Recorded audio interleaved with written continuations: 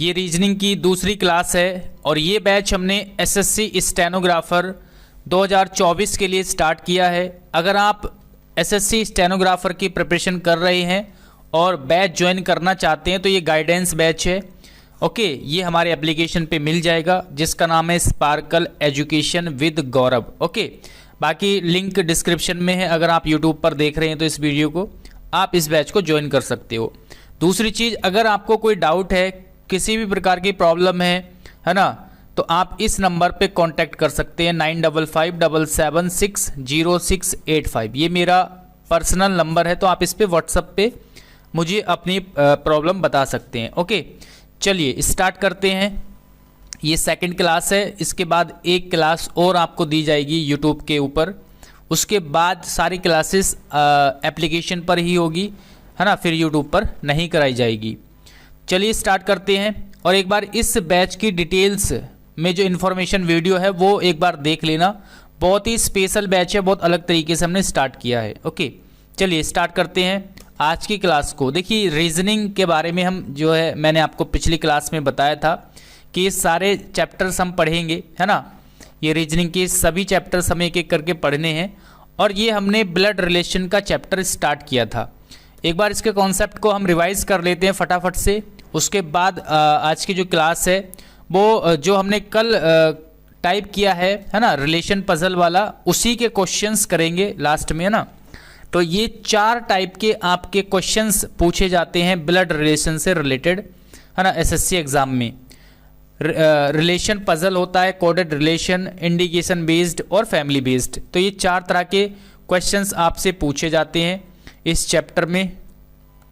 उसके बाद जो है हमने एक एक करके एग्जाम्पल देखे, है ना। रिलेशन पजल का क्वेश्चन इस तरह से आपको दिखेगा।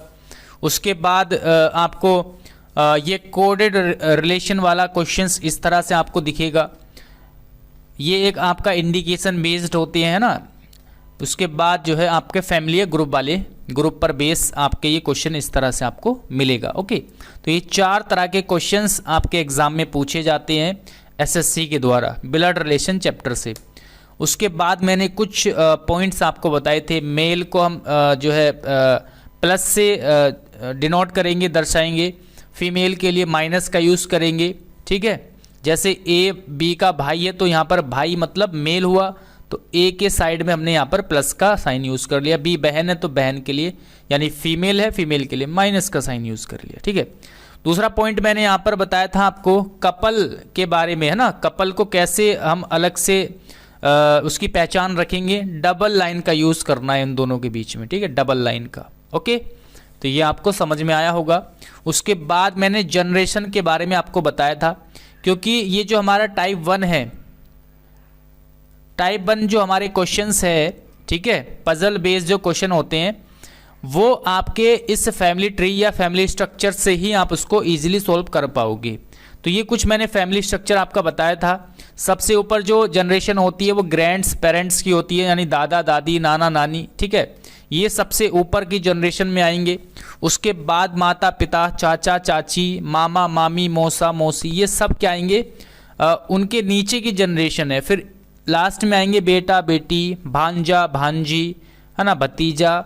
तो ये सब एक जनरेशन के लोग हैं। तो ये 3 जनरेशन आपको याद रखनी है। क्लियर, ये एग्जांपल्स देके मैंने कुछ बताए थे आपको। सेम जनरेशन के जो लोग होते हैं उसको आपको सेम मतलब बराबर में लिखना है, ठीक है। एक जनरेशन के लोग को बराबर में ही लिखना है, ऐसा नहीं ऊपर नीचे करके लिख दोगे। ओके, तो ये फैमिली स्ट्रक्चर आपने बहुत अच्छे से समझ लिया होगा। किसी को नहीं समझ में आया तो दोबारा से एक बार और देख लेना वीडियो को। कुछ एग्जाम्पल्स यहाँ पर हमने देखे थे, है ना। फिर मैंने यहाँ पर कुछ कॉन्सेप्ट आपको बताए थे, है ना।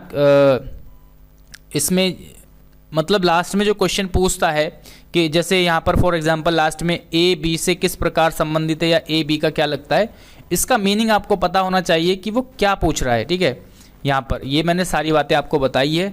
और है जो के बारे में मैंने यहाँ पर डिफरेंस आपको बताया था। ओके, तो ये सारी चीज़ें हम डिस्कस कर चुके हैं। ये सारी चीज़ें हम क्या कर चुके हैं, एक सेकंड रुकेंगे। चलिए ओके, तो ये सारी चीज़ें हम पिछली क्लास में डिस्कस कर चुके हैं, बहुत ही आसानी से, बहुत आराम से मैंने वहाँ पर एक्सप्लेन करके आपको समझाया था, और इस क्लास में हमने एक बार रिवाइज भी कर लिया। बस इतनी बातें आपको याद रखनी है, समझनी है इस चैप्टर में।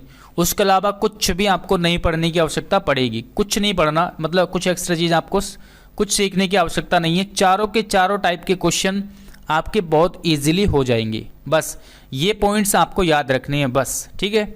चलिए, उसके बाद हमने कुछ क्वेश्चन सोल्व करे हैं, तो ये क्वेश्चन हमने सारे सोल्व कर लिए हैं, ठीक है। चलिए, जो क्वेश्चंस रह गए थे पिछली क्लास में उन्हीं को इस क्लास में हम सोल्व करेंगे, ताकि थोड़ा बहुत अगर आपको कन्फ्यूज़न है तो वो आपका क्लियर हो जाए। और दूसरी बात, इस क्लास के बाद भी अगर आपको डाउट रहे तो बेझिझक होकर आप डाउट ग्रुप में पूछ सकते हो। डाउट ग्रुप का टाइमिंग जो है मैंने इवनिंग में कर दिया है, 5 से 6 या 7 बजे के आसपास, ठीक है। आप इस बीच में डाउट ग्रुप में अपना क्वेश्चंस पूछ सकते हो, क्योंकि अगर मैं इसको 24 घंटे अलाउ रखता हूं तो इसमें मतलब शिकायतें हैं कि डिस्टरबेंस होता है। जैसे मैसेज करता है तो नोटिफिकेशन जाता है ना उनके पास मैसेज का, है ना, तो वो डिस्टरबेंस होता है सभी बच्चों को। तो इसलिए एक टाइम फिक्स कर दिया है, 5 बजे से लेकर के 7 बजे के बीच में आप अपना डाउट पूछ लेना, और ठीक है, इसी बीच में आप डाउट पूछ लेना। मैं उसको अगर मुझे समय मिला तो इसी समय पर आपको जो है रिप्लाई कर दिया जाएगा, या फिर अगले दिन क्लास में अगर कोई ऐसा डाउट है कि आज सभी बच्चों को समझना चाहिए तो उसको हम क्लास में भी डिस्कस कर सकते हैं, ठीक है। बाकी जो भी डाउट है, छोटा सा छोटा डाउट, वो आपको पूछना है, और डाउट्स होंगे तभी आपके कॉन्सेप्ट क्लियर होंगे, ठीक है। तो डाउट होने भी ज़रूरी है ताकि आगे तक चीज़ें याद रहे अच्छे से। बस एक बार पढ़ना है, बार बार पढ़ने की आवश्यकता आपको नहीं पड़ेगी, ठीक है ना। ओके, फिर उसके बाद जब चैप्टर हमारा कंप्लीट होगा उसके बाद हम इस चैप्टर से रिलेटेड जितने भी एसएससी में क्वेश्चन पूछे गए हैं हाल फिलहाल के एग्ज़ाम में, है ना, वो सब डिस्कस करेंगे, एक एक करके सॉल्व करेंगे। चलिए, ये जो क्वेश्चंस मैंने सॉल्व नहीं किए थे वो आपको करने के लिए दिया था। आई होप कि आपने ट्राई किया होगा, है ना। तो इसको सॉल्व कर लेते हैं, क्या क्या आंसर यहाँ पर निकल के आ रहा है। क्वेश्चन है आपका, ए बी के पिता है ना। जैसे एक एक लाइन को पढ़ेंगे और उसके हिसाब से आप सॉल्व करते हुए चलेंगे। क्वेश्चन है, ए बी के पिता है, A is the father of B, है ना। ए क्या है, बी के पिता है, तो ए को मैं ऊपर लिखूंगा, भाई फादर वाली जनरेशन ऊपर होती है ना, और बी को मैं यहाँ पर नीचे लिखूंगा। और ये पिता है यानी फादर है, तो ये प्लस यानी मेल है, तो प्लस का साइन हम यूज करेंगे यहाँ पर। उसके बाद आगे है सी और डी बी के भाई हैं। सी और डी क्या है, वो बी के भाई हैं, इसके भाई हैं सी और डी। तो आप मुझे बताएंगे क्या मैं इस जनरेशन से नीचे रखूंगा या इसके ऊपर रखूंगा या फिर इसके बराबर में लिखूंगा। बिल्कुल सही बात है, बराबर में लिखूंगा, क्योंकि जो भाई होते हैं वो हमारे मतलब सेम जनरेशन के होते हैं ना, तो इसके बराबर में लिखूंगा मैं सी और डी, ठीक है। ये आपस में क्या है, ये क्या है, इसके दोनों क्या है, भाई हैं। अभी बी के बारे में हमें नहीं पता ये मेल है या फिर फीमेल है, ठीक है, बाकी इनके बारे में हमें पता चल चुका है। उसके बाद देखिए आपस में भाई है तो एक ही लाइन में आएंगे, एक ही साथ आएंगे, ऊपर नीचे आप इसको नहीं कर सकते, ये आपको पॉइंट याद रखना है। उसके बाद आगे बोला है ई डी की पत्नी है। अब ई जो है वो डी की पत्नी है, तो डी ये रहा। अब ये कपल हमें बनाना है, कपल के लिए हम डबल लाइन का यूज़ करेंगे, ठीक है। ई पत्नी है, ई वाइफ है, क्लियर। तो ई को यहाँ पर लिखेंगे और ये वाइफ का मतलब है फीमेल, तो इसके नीचे हम माइनस का साइन यूज़ कर लेंगे, ओके। उसके बाद ई डी की पत्नी है और एफ ई की पुत्री है। देखिए एफ जो है वो ई की डॉटर है, एफ क्या है, ई की डॉटर है, तो ई ये है, ई यहाँ पर है, इसकी डॉटर है, तो इससे नीचे वाली जनरेशन में जाएगी ना, ये नीचे वाली जनरेशन में आएंगे। कौन यहाँ पर, एफ, क्लियर। एफ ई की पुत्री है यानी ये फीमेल है एफ, तो ये नीचे जनरेशन वाले में आएंगे, ओके। तो ये आपका स्ट्रक्चर बन चुका है। अब आगे क्वेश्चन पूछा है ई ए से किस प्रकार संबंधित है। ई कहाँ पर है, ये रहा ई, ठीक है। ए कहाँ पर है, ये रहा यहाँ पर ए। तो ई का रिलेशन आपको बताना है, क्या रिलेशन है। ए में और ई में क्या रिलेशन है, ये आपसे पूछा गया है ना, क्या रिलेशन है, यानी ई क्या लगती है ए की, ये आपको बताना है। क्लियर। अब आप यहाँ पर देख सकते हैं, बिल्कुल आसानी से आप रिलेशन बता सकते हैं। देखिए ये इनके बेटे हो गए बी सी डी, आपस में क्या है ये भाई, ये आपस में भाई बहन है। बी अगर फीमेल है तो बहन हो जाएगी, मेल है तो भाई हो जाएगा। तो ये आपस में क्या है, भाई बहन है तीनों के तीनों। और ये इसके क्या हो गए, पुत्र हो गए। भाई ए के बच्चे हो गए ना ये बी सी डी। अब इसके बेटा, ये जो डी है इसका बेटा है ना ए का, भाई ये इसके तीनों बेटे हो गए। ओके, और इसके बेटे यानी इसके बेटे की वाइफ है, तो ए के बेटे की वाइफ कौन है, ई है। तो किसी के बेटे की वाइफ वो क्या लगेगी, उसकी पुत्र वधु बोलते हैं इसको, सन्स वाइफ। ठीक है, पुत्र वधु। Option number D is the right answer. अगर कोई कंफ्यूजन है तो दोबारा समझेंगे। ये सारे के सारे स्ट्रक्चर आपको मैंने बता दिए हैं। जैसे ए बी का पिता है, पिता को ऊपर वाली जनरेशन में लिखेंगे। ठीक है, उसके बाद सी और डी बी के भाई है, तो ये क्या हो गया, आपस में तीनों भाई बहन, या भाई भाई हो गए या बहन बहन, इसको मान सकते, कुछ भी मान सकते हैं जब यहाँ पर मेंशन नहीं किया हुआ है। तो ये आपस में क्या हो गए, मतलब बी के सी और डी क्या है, भाई है, तो एक साथ लिखेंगे, एक ही जनरेशन के लोग हैं। आगे बोला है ई डी की पत्नी है, तो डी की वाइफ हो जाएगी, और वाइफ के लिए हम डबल लाइन का यूज़ करेंगे। और ये पत्नी है यानी वाइफ है, तो ई हमने यहाँ पर माइनस का यूज़ किया है। उसके बाद एफ ई की पुत्री है। अब यहाँ पर ए और ई में क्या रिलेशन है ये पूछा है, यानी ई क्या लगती है ए की। तो ए के बेटे, ए का बेटा है ना डी, भाई मतलब डी सी बी ये सब इसके बच्चे तो हैं ए के, तो इसके बेटे की वाइफ क्या हो जाएगी, सन्स वाइफ यानी पुत्र वधु। ओके, कोई कन्फ्यूज़न हो तो आप बिल्कुल पूछ सकते हो। उसके बाद ये क्वेश्चन है आपके सामने, ए बी का पुत्र है। ए क्या है, देखिए ए बी का पुत्र है, पुत्र है ए, तो इसको नीचे लिखेंगे। पुत्र यानी सन वाली जो जनरेशन है वो नीचे आएगी, तो यहाँ पर क्या हो जाएगा, ए बी का पुत्र है, यानी प्लस का साइन हम यूज़ करेंगे।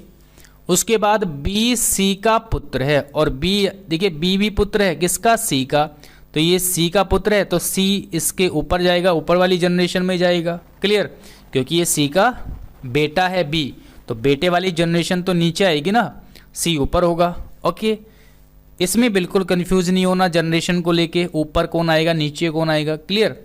आगे है डी सी की पत्नी है। डी कहाँ पर है, डी क्या है, सी की पत्नी। अब देखिए यहाँ पर अगर डी पत्नी है, डी अगर वाइफ है इसकी, तो ये क्या होगा, ये मेल होगा। ठीक है, यानी ये बी का पिता होगा। उसके बाद ई सी की पुत्री है, ई सी की पुत्री है। देखिए यहाँ पर सी ये है, इसकी पुत्री होगी ई, तो ये तो इसका पुत्र है यानी सन है, और इसकी डॉटर क्या होगी, इसी की जनरेशन की होगी, कौन है, ई। ठीक है, ई डॉटर है, यानी माइनस से हमने इसको यहाँ पर दर्शा दिया। उसके बाद ए ई से किस प्रकार संबंधित है, ये आपसे पूछा है। ए ये रहा, ई यहाँ पर ये है, तो ए क्या लगता है ई का, ये यहाँ पर पूछा गया है। ओके, तो यहाँ पर देखेंगे, देखिए पिता है ये ए कौन है, ई से अगर हम देखें तो भाई का बेटा। आप मुझे बताएंगे भाई का बेटा है ना, ए क्या लगेगा, भाई का बेटा, तो भाई का बेटा उसको क्या बोलते हैं, भतीजा। क्लियर, तो यहाँ पर देखते हैं भतीजा कहीं पे लिखा हुआ है क्या, यहाँ पर भाई का पुत्र, हाँ ब्रदर सन ये भी बोल सकते हैं। ठीक है, डायरेक्ट यहाँ पर ऑप्शन दिया हुआ है ब्रदर्स सन। ठीक है, तो ये क्या है, भाई का बेटा है ए। ओके, ई के भाई का बेटा। बिल्कुल सिंपल सवाल है, फिर भी कोई डाउट हो तो पूछ सकते हो, कोई प्रॉब्लम नहीं है। बस थोड़ा सा ये जो टाइप 1 है ना ब्लड रिलेशन में, इसी में आपको थोड़ा सा मतलब दिमाग यूज़ करना पड़ता है। बाकी आगे जो क्वेश्चन आएंगे उसमें इतना ज़्यादा आपको सोचना नहीं पड़ेगा। ठीक है, चलिए ये क्वेश्चन हमने कर लिया था। उसके बाद ये क्वेश्चन आप करेंगे वीडियो को पॉज करके, अगर आपने नहीं किया है, कर लिया है मतलब जो होमवर्क दिया था आपको, तो बहुत अच्छी बात है।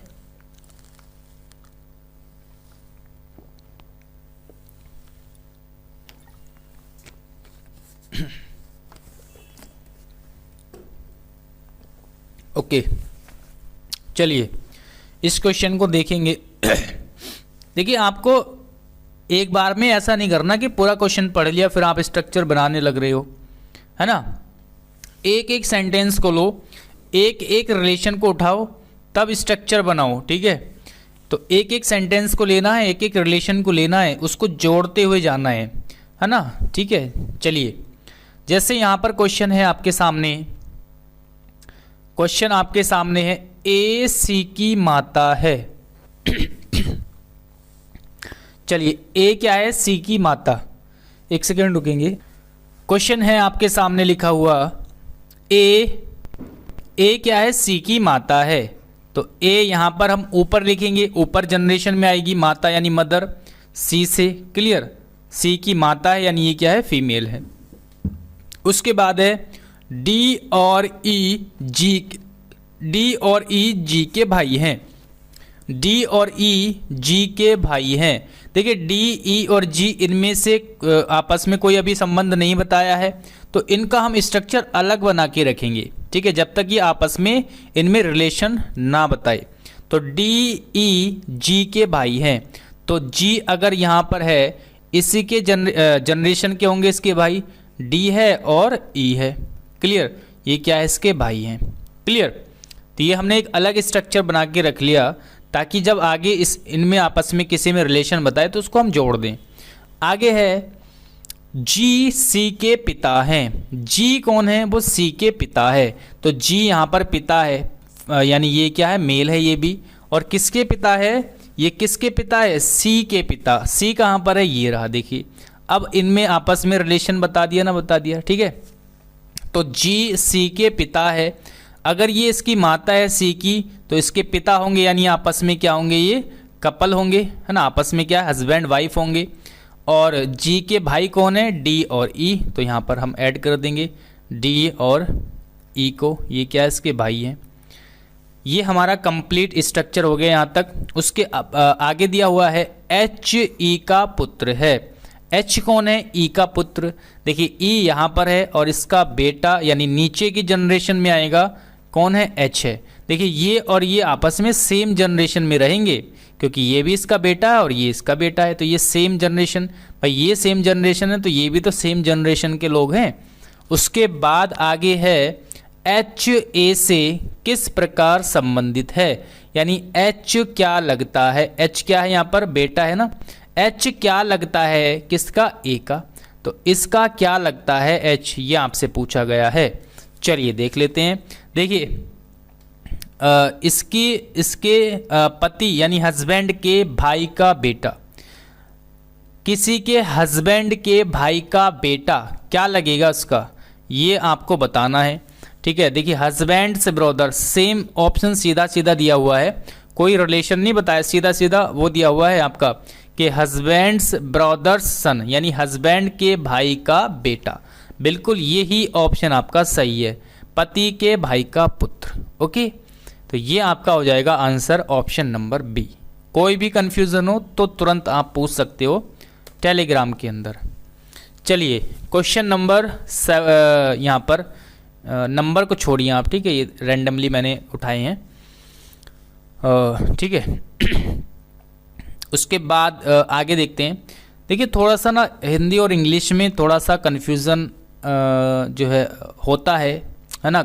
ऐसे स्टूडेंट जो इंग्लिश मीडियम बैकग्राउंड में जो है पढ़े हैं तो हिंदी में थोड़ी प्रॉब्लम होती है। तो आपके सामने वैसे क्वेश्चन तो मैं कोशिश करूँगा बाइलिंगुअल ही, वैसे क्वेश्चन तो आपको बाइलिंगुअल मिलेगा, लेकिन थोड़ा सा मैं कहीं कहीं पे हिंदी में ज़्यादा यूज़ कर लेता हूँ, ठीक है। इंग्लिश में यूज़ नहीं करता ज़्यादा, हिंदी ज़्यादा यूज़ करता हूँ। मतलब मैं इंग्लिश का क्वेश्चन कभी कभी पढ़ना ही भूल जाता हूँ इंग्लिश में, मैं डायरेक्टली हिंदी करके उसको सोल्व कर देता हूँ।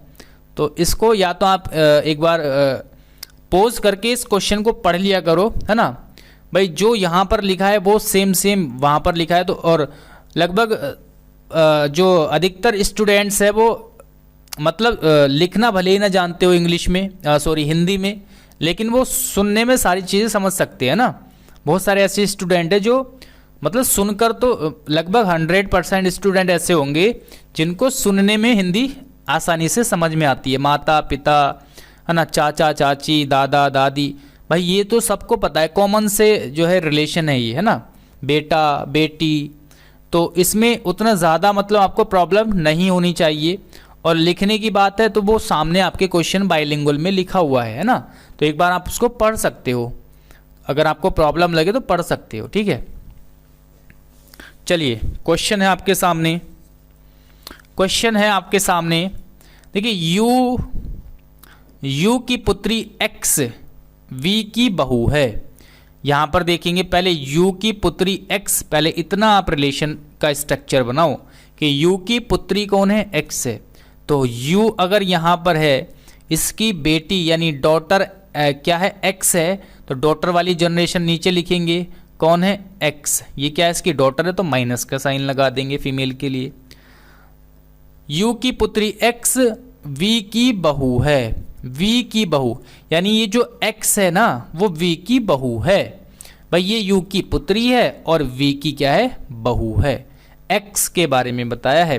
तो आप एक बात बताओ, बहू कब होगी, ये जो फीमेल, ये जो लड़की है ये किसी की बहू कब होगी, ठीक है, यानी ये किसी की वाइफ होगी, पहले किसी की वाइफ होगी, तो हमें नहीं पता हुआ, तो मान लीजिए यहाँ पर कोई एक मैन है, उसकी वाइफ ये हो गई, ठीक है, और इसके कोई माता पिता होंगे, ठीक है, जो कि क्या है, वी है।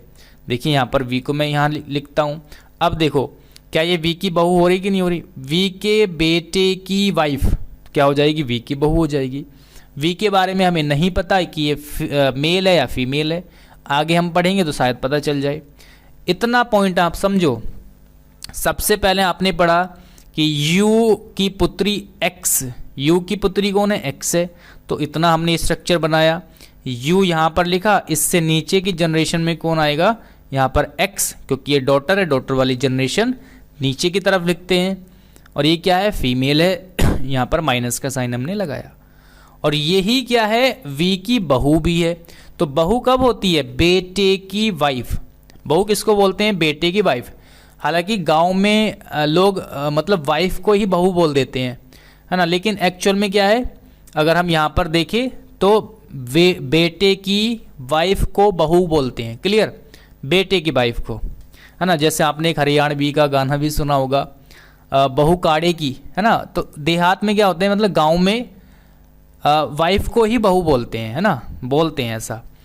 लेकिन यहाँ पर जो अगर हम स्टडी से रिलेटेड बात करें या बुक्स के तौर पर मतलब इसके नज़रिए से देखें तो यहाँ पर क्या होगा, बेटे की वाइफ को बहू कहेंगे, क्लियर, बेटे की वाइफ को। तो ये बात आपको समझनी है। तो बहू है ये किसकी, एक्स की, तो ये सॉरी वी की, तो वी की बहू है, इसका मतलब वी का बेटा होगा और उसकी ये वाइफ है। ये आपका स्ट्रक्चर यहाँ तक बन के कंप्लीट हो गया। उसके बाद डब्लू वी की पुत्री का पुत्र है। डब्लू क्या है, डब्लू वी की पुत्री का पुत्र है। देखिए वी की कोई पुत्री है, ये तो इसका पुत्र है, और इसी की कोई बहन है, पुत्री है ना, और इसकी पुत्री का पुत्र है। तो जब आपको कोई नाम ना दिया हो, कोई साइन ना दिया हो, मतलब जैसे ए बी करके बी सी डब्लू वी, मतलब कोई नाम ना दिया हो, या रीता गीता सीता राम मोहन, कोई भी नाम ना दिया हो, तो सिंपल आप इस तरीके से बना सकते हो। प्लस जो है मेल के लिए, माइनस जो है फीमेल के लिए। तो डब्लू वी की पुत्री का पुत्र है, डब्लू वी की पुत्री ये हो गई, और इसका पुत्र कौन है, यहाँ पर डब्लू, ठीक है। यहाँ तक स्ट्रक्चर बन गया। आगे है डब्लू एक्स से किस प्रकार संबंधित है, यानी डब्लू एक्स का क्या लगेगा, ये यहाँ पर आपको बताना है, ठीक है। क्या स्ट्रक्चर बनाने में आपको कोई प्रॉब्लम हुई है क्या, एक बार दोबारा से समझेंगे। देखिए u की पुत्री x, u की पुत्री x हो गई, उसके बाद v की बहू है, और x क्या है, v की बहू भी है। तो बहू क्या होती है, बेटे की वाइफ, ठीक है। तो बेटे की वाइफ b, यहाँ पर इसका कोई बेटा होगा और उसकी वाइफ है x, क्लियर। और आगे बोला है w v की पुत्री का पुत्र, यानी v की डॉटर का सन है। तो v की डॉटर ये अगर इसका सन है यानी बेटा है, तो इसकी बहन होगी यहाँ पर, ठीक है, और इसका बेटा है कौन, W, ओके। आगे पूछा डब्लू एक्स से किस प्रकार संबंधित है। तो W क्या लगता है x का, ये आपको बताना है। देखिए x के हस्बैंड की बहन का लड़का, यानी किसी के हस्बैंड की बहन का लड़का क्या लगेगा, ठीक है, क्या लगेगा, उसको क्या बोलेंगे, यहाँ पर क्या बोलेंगे उसको, यहाँ पर नेफ्यू ऑप्शन में दिया हुआ है, ठीक है। हालांकि मुझे एग्जैक्ट इसका रिलेशन नहीं पता क्या बोलते हैं, लेकिन नेफ्यू बिल्कुल सही है, क्योंकि यहाँ पर ये रिलेशन गलत हो गया, ससुर बिल्कुल नहीं होगा, चचेरा भाई नहीं होगा, है ना, तो नेफ्यू ही यहाँ पर करेंगे। इंग्लिश में तो शायद नेफ्यू ही बोलेंगे, है ना, भतीजा, ठीक है। तो option C is the right answer रहेगा इस क्वेश्चन का। ओके, क्लियर ना। चलिए आगे बढ़ते हैं भाई। ये आपका स्ट्रक्चर सही है बिल्कुल। ओके, यानी हस्बैंड की बहन का बेटा, आप खुद भी अपने रिलेशन में देख सकते हो क्या बोलते हैं उसको ना। बाकी यहाँ पर नेफ्यू बिल्कुल सही आंसर है, इंग्लिश में यहाँ पर नेफ्यू बोलते हैं। ओके, चलिए क्वेश्चन नंबर नेक्स्ट है, क्वेश्चन नंबर एक सेकेंड, चलिए 3 क्वेश्चन और है, फटाफट से कर लेते हैं इनको। चलिए क्वेश्चन है आपके सामने, विनीत अंतिमा का पति है। एक एक सेंटेंस को पढ़ो और स्ट्रक्चर बनाना शुरू करो। देखिए विनीत अंतिमा का पति है, तो विनीत यहाँ पर लिख दिया मैंने, और ये कौन है, हस्बैंड है। डबल लाइन का यूज़ करेंगे, किसका, अंतिमा, अंतिमा का क्या है, हस्बैंड है, यानी पति है। उसके बाद देव कुश का भाई है, तो देव और कुश अलग है, ठीक है। देव मैंने यहाँ पर लिख लिया, देव क्या है, कुश का भाई है, तो देव और कुश क्या है, आपस में भाई भाई हैं। तो यहाँ पर प्लस माइनस का ना भी यूज़ करो तो भी आपको पता चल जाएगा मेल फीमेल का, हालांकि क्या फिर भी कर सकते हो, ठीक है, नाम से पता चल जाएगा मेल और फीमेल का, फिर भी आप कर सकते हो, कोई प्रॉब्लम नहीं है, ताकि आपकी आदत बनी रहे। उसके बाद है शालिनी कुश की माता है। शालिनी कौन है, कुश की माता। देखिए कुश की माता यहाँ पर है, और इसकी भी माता कौन है, शालिनी, ठीक है, शालिनी, ठीक है। उसके बाद माता की माता है, जैसे रिलेशन बता रहा है वैसे स्ट्रक्चर बनाते हुए चलना है, ठीक है। देव विनीत का पुत्र है। देव, ये जो देव है वो कौन है, विनीत का पुत्र है। तो ये देव कहाँ पर आएगा, देव यहाँ पर लिखेंगे। देखिए देव यहाँ पर हो जाएगा, देव क्या है, विनीत का पुत्र है, तो इसको यहाँ पर लिखेंगे। अब ये जो पूरा स्ट्रक्चर है आप इसमें जोड़ेंगे, इसमें ऐड करने की कोशिश करेंगे। तो देव अगर यहाँ पर आ गया, और देव का भाई कौन है, कुश। देव का भाई कौन है, कुश कौन है, देव का भाई है। और देव की माता यानी भाई ये विनीत का के दोनों बेटे हो गए, देव और कुश। ये इसका पिता है, तो ये और ये इसकी, ये आपस में क्या है, पति पत्नी है। तो देव की माता यानी कुश की माता कौन हो गई, अंतिमा हो गई, ठीक है, कुश की माता हो गई ना। और इसकी माता की माता यानी कुश की माता अंतिमा, और उसकी भी माता कौन है, शालिनी, ठीक है।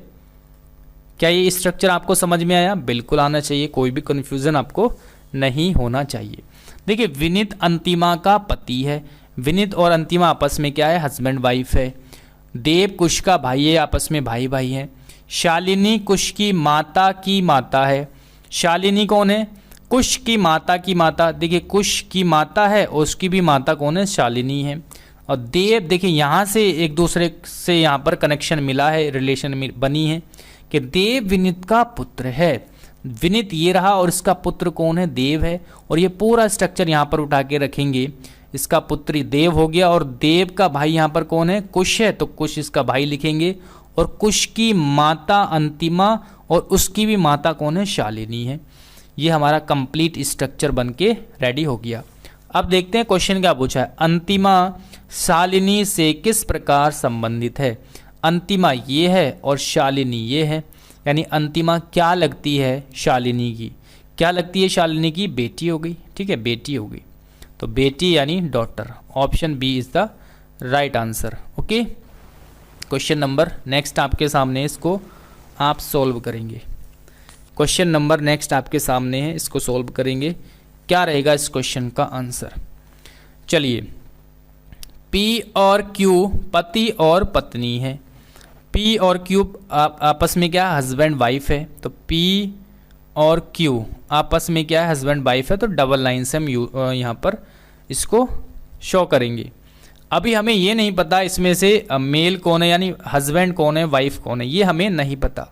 तो इतना ही छोड़ देंगे, आगे पढ़ेंगे। क्या है, P का ससुर R की पत्नी का पिता है। P का ससुर, P का जो ससुर है वो R की पत्नी का पिता है। तो R की कोई पत्नी है, R की कोई वाइफ है, ठीक है, R की वाइफ कोई यहाँ पर है और इसके पिता हैं कौन, P का ससुर, P का जो ससुर है R की पत्नी का पिता है, R की पत्नी के पिता है, ये यहाँ पर ये पिता है, ठीक है, इसके पिता है और ये इसका ससुर भी है। चलिए आगे बढ़ते हैं, क्योंकि अभी हमें मेल और फीमेल का यहाँ पर एग्जैक्ट नहीं पता चल पा रहा है, इसलिए यहाँ पर अभी कन्फ्यूज़न हो सकता है इसको जोड़ने में। आगे है Q T का भाई है, ठीक है, Q क्या है, Q T का भाई है। Q ये रहा Q और ये भाई है। देखिए यहाँ से आपका क्वेश्चन सॉल्व हो जाएगा। Q भाई है किसका, T का, तो ये भाई है किसका, T का। तो ये आपस में क्या एक जनरेशन के लोग हो गए। जैसे यहाँ पर भाई हुआ ये, तो ये क्या हो जाएगी, यहाँ पर फीमेल हो जाएगी ना, ये क्या हो जाएगी, इसकी वाइफ हो जाएगी। अब ये जो है देखिए, अब यहाँ पर ये जो लाइन थी हमारी कि P का ससुर, P का ससुर मतलब इस Q का जो पिता है, P का ससुर R की पत्नी का पिता है। चलिए देख लेते हैं, P का जो ससुर है ना, तो P का ससुर कौन होगा, ये हो जाएगा P का ससुर, और ये R की पत्नी का पिता।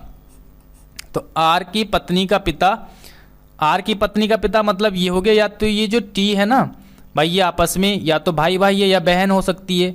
ये हम T को क्या मानेंगे, फीमेल मान लेंगे, और ये R की क्या है, वाइफ है। क्लियर, एक बार दोबारा से समझाऊंगा। अभी अगर आपको कन्फ्यूज़न हो रहा है तो कोई बात नहीं है ना, एक बार आप इसको मैं पूरा कर देता हूँ, फिर उसके बाद दोबारा से समझाऊंगा। ओके, कोई प्रॉब्लम नहीं है। देखिए Q T का भाई है, यहाँ तक हो गया। उसके बाद है P R की पत्नी से किस प्रकार संबंधित है। तो P कहाँ पर है, एक सेकेंड, P का ससुर, अच्छा P ये रहा, और यहाँ पर है क्या पूछा है, P R की पत्नी, तो P ये है ना, R की पत्नी कौन है, यहाँ पर ये है, से किस प्रकार संबंधित है, यानी ये P क्या लगता है या लगती है किसकी, T की। R की पत्नी कौन है यहाँ पर, T को मान सकते हैं ना, T, तो इसका क्या लगती है, P, ये आपसे पूछा गया है। तो यहाँ पर भाभी हो जाएगी, भाई भाई की वाइफ कौन हो जाएगी, भाभी। एक बार दोबारा से इस क्वेश्चन को समझेंगे। क्वेश्चन देखिए, आपको कॉन्सेप्ट अगर आते हैं तो कोई भी क्वेश्चन आपके लिए टफ नहीं है, बस आपको होपलेस नहीं होना है, एक एक रिलेशन आपको ऐड करते जाना है। ओके, जैसे यहाँ पर P और Q पति और पत्नी है, इतनी बात यहाँ पर हमने जो है यहाँ पर जानकारी दी हुई है, लेकिन इनमें ये नहीं पता कि मतलब हस्बैंड कौन है और वाइफ कौन है, ठीक है, मेल फीमेल का हमें नहीं पता। उसके बाद P का ससुर R की पत्नी का पिता है, तो P का ससुर कौन होगा, इसका पिता, और ये R की पत्नी का क्या है, R की पत्नी का पिता है। ठीक है, तो ये हमने यहाँ पर आगे एक लाइन दी है कि Q T का भाई है, तो Q भाई है किसका, T का, तो ये T को हमने फीमेल मान लिया। भाई मान सकते हैं या इसको कुछ भी मान सकते हैं, मेल भी मान सकते हैं, फीमेल भी। अगर यहाँ पर इसको मेल मानोगे तो इसकी एक और बेटी यहाँ पर हम मान के चलेंगे। ठीक है, तो इसी को फीमेल मान लेते हैं कि ये क्या है, फीमेल है।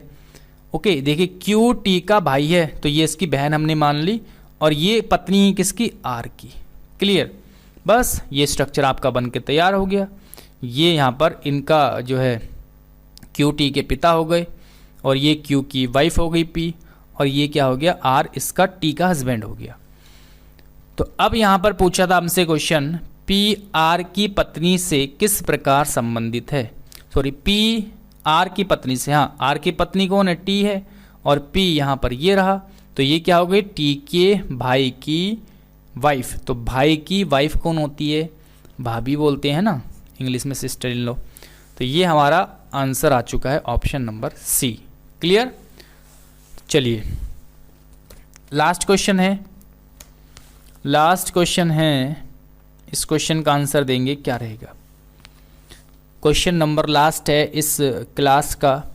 चलिए देखिए, आर्य की माता का पति, आर्य की मदर का जो हस्बैंड है मीना की माता का भाई है। देखिए इस तरह से कन्फ्यूज़न यहाँ पर हो जाता है ना, हमें समझ नहीं आता। अगर आप इसको माइंड से सॉल्व करोगे, आप अपने रिलेशन में जाके सोचने लगो कि यार कि ये मेरी माता का पति, मीना की माता का भाई, तो उस तरह से कन्फ्यूज़न हो जाएगा आपको। इसीलिए स्ट्रक्चर बना करके क्वेश्चन को सॉल्व करना है आपको। क्लियर? और बस इसी टाइप के क्वेश्चन में, जो पहला टाइप है ना, इसी में थोड़ी सी प्रॉब्लम है, यानी ज़्यादा समझना पड़ता है, बाकी में नहीं है। बाकी में कुछ भी नहीं करना, क्वेश्चंस में से ही आंसर ढूंढ लेना है आपको।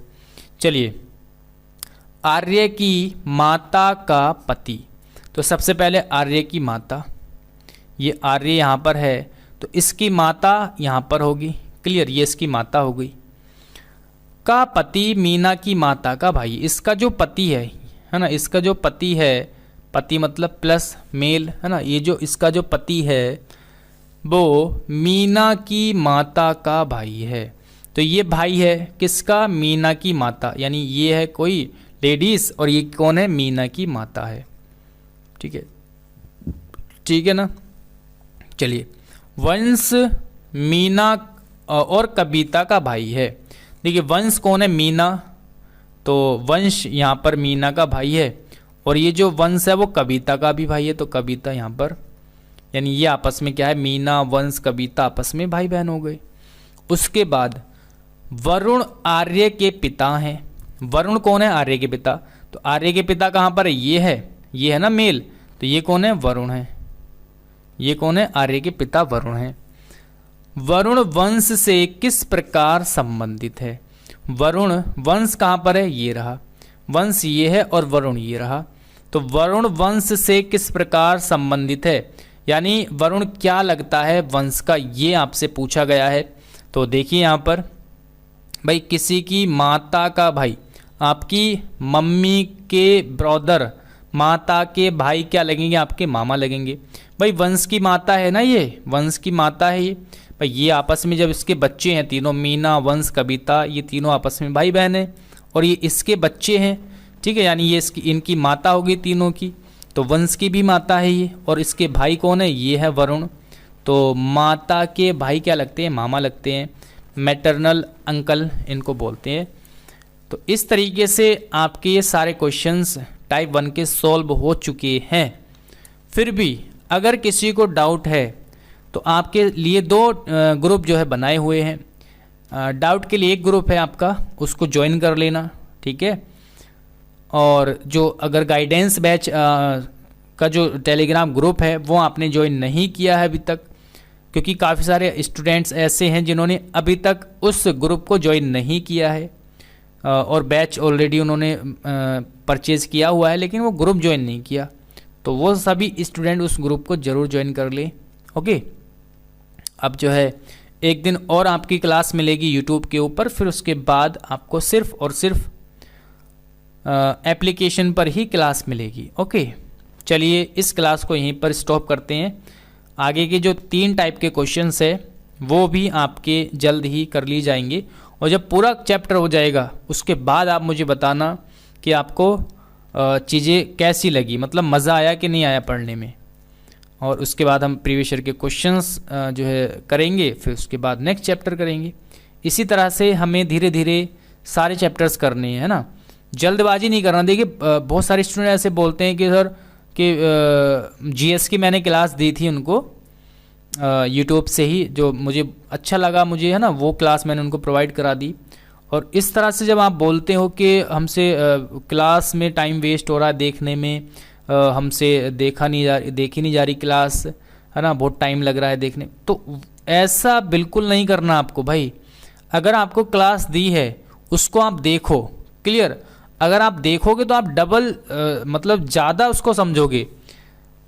अगर आपको पढ़ करके 50% बातें समझ में आ रही है तो जब आप लेक्चर्स देखोगे, उसको सुनोगे, उसको समझोगे, आपको 100% समझ में आएगी चीज़ें और आपको लगेगा कि हाँ मैं एकदम इस सब्जेक्ट में बहुत अच्छे से मुझे जानकारी हो चुकी है।